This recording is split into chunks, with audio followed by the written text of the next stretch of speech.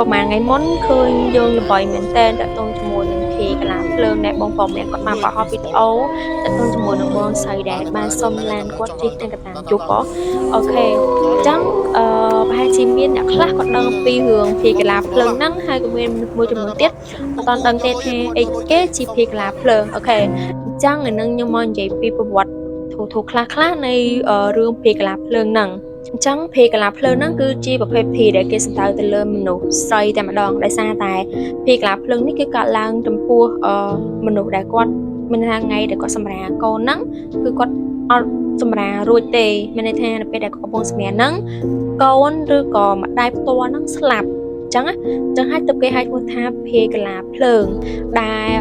ភេកលាភ្លើងហ្នឹងតើអស់គ្នាមែនតើទៅគឺជាភីមួយដែលយើងគួរឲ្យអាណិតខ្លាំងហើយក៏ជាភីមួយប្រភេទដែលលងខ្លាំងដូចគ្នាមិនបានខ្ញុំនិយាយថាគួរឲ្យអាណិតដូចអ្នកទាំងគ្នាបានដឹងអញ្ចឹងថានៅពេលយើងសម្រាប់កូនយើងឈឺចាប់ផងយើងទន្ទឹងចំមើលផ្លូវកូនយើងផងប៉ុន្តែយើងបែរជាអត់បានឃើញបុកកូនទេ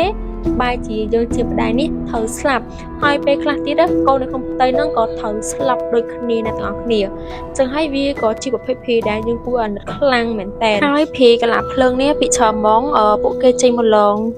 បែប